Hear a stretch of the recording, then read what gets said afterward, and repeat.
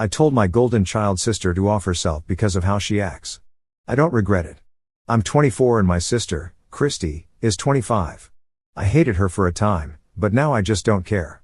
We were raised in the same house by the same parents, but treated completely differently.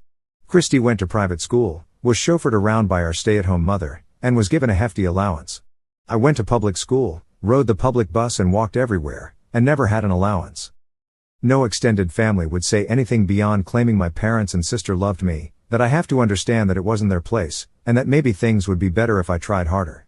I hated them just as much as I hated my parents. Christy mocked me relentlessly growing up. She was the pretty one and the smart one. If I got upset by her mocking, I was told I'm being sensitive and that it was sibling love. If I said hurtful things right back, I was grounded because I took it too far. I wasn't allowed to outshine her, I wasn't allowed to have friends. My clothing was policed by her, and the few nice clothing aunts and uncles would get me would be replaced with frumpy and unattractive clothing. It would end up in her wardrobe. My parents would back up Christy, saying I couldn't pull it off and that it looks inappropriate when I wore it. The rest of the family, the people who gave me the clothes included, would compliment how good she looked and pretty much validate Christy. I know for a fact that I am and have always been attractive. Even in those ugly outfits, I managed to get asked out on multiple dates and got a boyfriend sophomore year. Said boyfriend knocked up Christy our senior year after cheating on me with her since I got my early admission letter and was neglecting him and the family. She told me the day before my graduation, claiming he was going to marry her and they were in love and it grew from me abandoning them both, blah blah. Our mother was there, and because I didn't really react, she thought I was being a good sister and said she was so proud of me. I didn't cry about it. I just packed up my car when everyone was asleep, skipped my graduation and the supposed party that was planned, and I left. My only stop was to the police station where I gave them my info, told them that if I'm reported missing that I'm not, and bluntly said I'm running from an abusive family, was going away to college, and never coming back.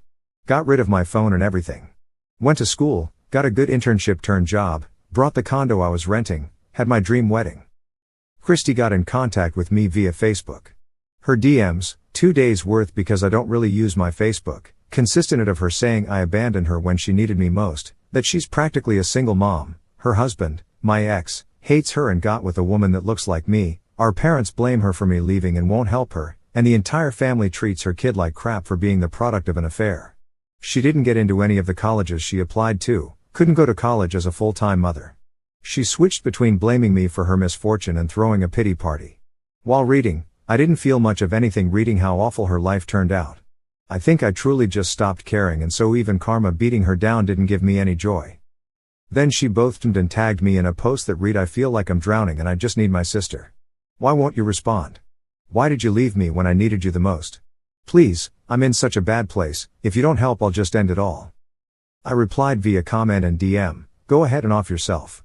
I'm not helping you and frankly don't care. You stopped being my sister the day you gave me bleach as a gift and blocked her shortly after.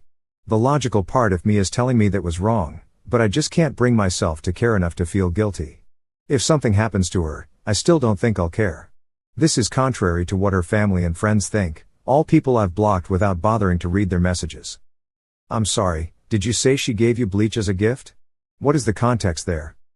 Telling her to go ahead and kill herself is fucked up. I don't judge you for feeling that way though. But it might have been better to say something like I'm not there for you because when I was you treated me like a punching bag and got knocked up by my boyfriend. Maybe try getting some sympathy from someone you haven't mistreated their entire life. You reap what you sow. I find the direct and ugly truth works better with these things, and since you are only saying truth and not being actively cruel, other people can't really blame you or call you mean. But man, your sister is fucking delusional turning to you after all that awfulness she put you through. Now she's suffering because she's getting just a taste of what it's like to not be the golden child that receives nothing but praise. Your parents really did a number on you both, and they should be blamed more than your sister. But considering she hasn't seemed to learn a damn thing and isn't taking any accountability for anything, she can go pound sand too. Edit, the context for the bleach. My family is Black American, and while Christy was always light-skinned, I was much darker than her and both my parents. For my 14th birthday, her gift to me was a spa kit that consisted of skin lightening products, exfoliating products, a bottle of bleach. She told me that I needed to lighten up and that was the best gift anyone could give me. She wasn't grounded, but I was when I threw her gift out and didn't apologize when she started crying. Update, mother-in-law got arrested. Not a good thing, but I'm happy regardless. This happened 2 days ago. She said worth it once my husband, Derek, and I bailed her out. No charges are being pressed against her, something I'm extremely happy about. This is somewhat of an update to my previous post about my sister, Christy, and my response to her unaliving threat. It wasn't nice and I still don't feel guilty. My mother, who'll be called Emma, was able to get in contact with my brother Cam not long after Christy's post was deleted. He didn't tell me at the time, but he thought it was our maternal grandparents calling. It wasn't. He did talk to her and shared that I was married, had a good job, so on. He essentially was rubbing in her face that I was living an amazing life and didn't need them. He admits that he saw red when she didn't believe this because I never posted about any of that stuff on Facebook. Again, I don't really use it. If I want you to know something, I'll call or text. He sent her pictures of my wedding, specifically pictures that showed how extravagant and intimate it had been. We only had 32 guests and because of Mills and Phil's contributions, we were able to have our dream wedding at a beautiful venue. Kim also listed all of my other achievements, talked on how I finally had parents that loved me and treated me properly. I can't even be mad at him, even though he thinks I should be because Emma figured out where I was based on his bragging about having mended his relationship with me and me staying with him. Based on that, he thinks that's how she figured out where to start looking. Plus, our shared and individual friends and my in-laws are far more active online than I am and not all of them have their accounts private. Kem follows them and they follow him, so he feels like he's to blame. She doesn't know where I live, hopefully, but she was at a cafe I normally go to with my Mill. She and Phil are adamant about group and solo bonding with their children and I'm always included in this tradition. I was with my Mill and, well, Cam wasn't exaggerating about me having parents that now love me. When I first met Derek, I had a hard time opening up to him and we both agreed to start as friends and see where things went when I was comfortable with the idea of any kind of intimate relationship. His parents were so kind to me and when we started dating, I had difficulty with them. It was my Phil who sat me down one night after dinner and told me that their son loves me and they can see why, so I should love myself and allow myself to be loved too. By that point I had spent 3 months observing how they treated Derek and his older brothers, how close Derek was with his parents and brothers, and how healthy their relationships were. I blubbered and can admit I fixated on him ruining my makeup. It was my obsessing with my appearance instead of dealing with internal crap phase and Phil just hugged me and said I was adorable but shouldn't ignore my feelings like that because it would just fester. He's amazing and I love him so much. Random tangent, but that memory came to mind. Anyways, Mill and I came to the cafe together and I'm gonna be honest, I didn't really recognize my mother until I heard her speak. Her voice is the same voice that used to insult me and yell at me, no different after so many years. She'd gained weight and was still as attractive as ever, but I don't know, I didn't immediately realize it was her. I realized who she was when she called my name and I just turned around and left. I didn't realize my Mill wasn't following me until I was back in my car and about to start it. I got back out and went to go get her. I felt horrible for just leaving her behind like that. Mill seemed calm when I got back, but Emma was not. She was mid-sentence and what I heard was your daughter. Who do you think you are? She shoved my Mill and Mill said the one that loves her the way a mom should. Who do you think you are? And then Mill wasn't so calm because Emma said that lying whore's real mother. That was all it took for her to jump on Emma.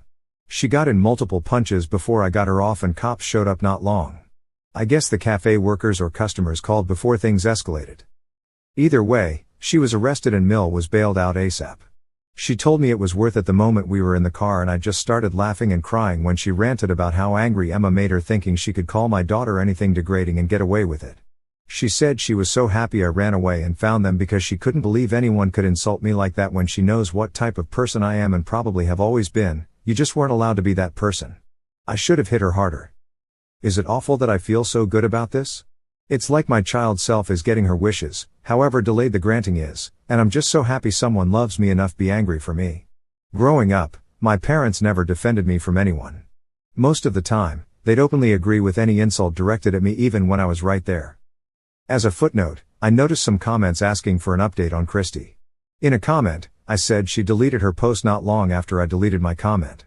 The few people whose messages I actually read claimed they were going to have a wellness check done and told me if something happened, it would be my fault. At the time, I didn't know Cam and Derek were both getting messages too. Derek's response was to send everyone a comprehensive list of everything I had ever vented to him about. It included some of what I vented about in my first post, but also some other things that I've told him about. He ended each list with a question: why should my wife feel any shame for responding that way to one of her abusers? No one responded to him and unlike me, he never blocked anyone. Cam's response was to shame them and reveal that Christy has always implied unaliving herself to get her way just like her mother. He shared old texts between him and our parents and some between him and Christy as proof. Yes, she has always done that and so has our mother, but I didn't know they did that to him too. No one responded to him either. I don't know if there was an actual wellness check. Cam has blocked everyone, including both sets of grandparents, so I guess I have another partner in my NC boat. Cam has apologized and offered to cover Mill's bail. Derek told him no, but that he could host a small gathering celebrating Mill's accomplishment instead. I love this man. I assured Cam that I don't blame him at all. Mill getting arrested made me feel awful and I blamed myself for leaving her alone with Emma initially. But I don't blame Cam. The fact that he cared so much to be offended on my behalf and brag about me made me feel good too. Him and Derek and Mill defending me just makes me feel pure joy. It's not a happy situation, but I'm just so happy regardless.